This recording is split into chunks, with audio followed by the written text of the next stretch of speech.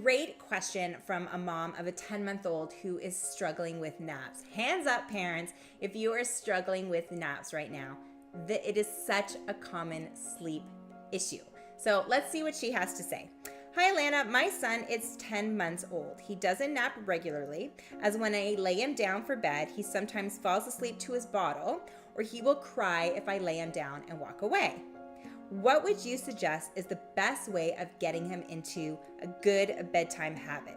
If he starts to cry, do we just let him cry it out, or how do we approach that? Thanks so much. So this is a very common question, very common issue, as I mentioned, and there's a reason why naps are such a struggle. The main reason is that our babies and our children drive for sleep isn't as strong throughout the day. So it's harder for them to get those consolidated stretches because they're not as tired throughout the day. It's harder for them to get into that next cycle of sleep. It's easier for them to do it at night because their drive for sleep, their sleep drive is that much stronger.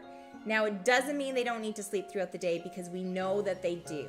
Naps are super, super important and they're capable of doing it, but it could take them time to figure it out. So you've got to be patient with naps. So the first thing that I want you to do is look at your sleep environment. Is it a consistent sleep environment? By 10 months old, we should be working with a consistent environment. So I'm assuming that he's in his crib both for naps and for night sleep, and we want to make sure that we're as consistent with that as possible.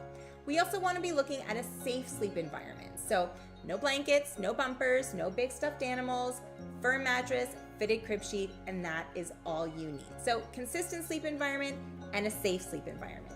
We also want to make sure that we're consistent in the times that we're putting it down.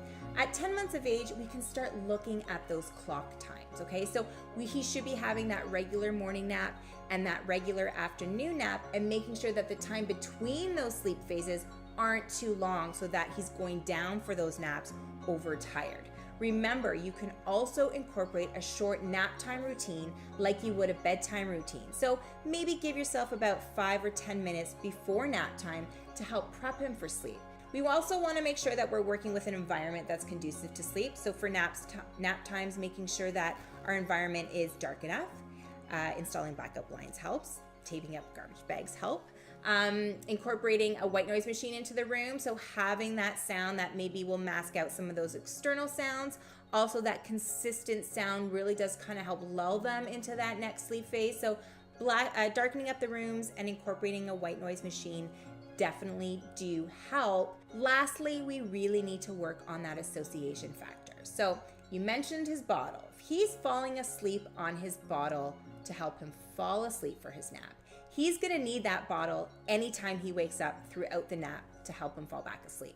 So what we need to do is allow him to practice the skill of falling asleep on his own at the beginning of the nap so that when he does cycle out of sleep, he's able to cycle back in on his own without needing any kind of external prop like a bottle or a soother or having you rock him or feed him to sleep. So choose the method that you are most comfortable using. Do your research. Find the method that works with your parenting philosophy, that works with your comfort level. Because if you're not comfortable in the method that you choose, you're not going to be consistent. Therefore, you won't be successful. Be patient with naps. They take a long time, okay? And I'm telling everybody that. You're probably not going to get naps sorted out in a couple of days, okay? You're probably not going to get naps sorted out in a week. You really have to plug along with naps. Be consistent in where you're putting them down and when you're putting them down and how you're putting them down and then in how you're handling those short cat naps. And I hope that that helps. Thanks so much for writing in. Hi, it's Alana McGinn here. Thanks so much for watching Goodnight Sleep TV.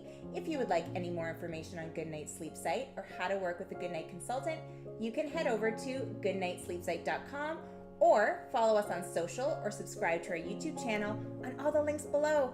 Thanks so much, guys. I hope everybody has a good night.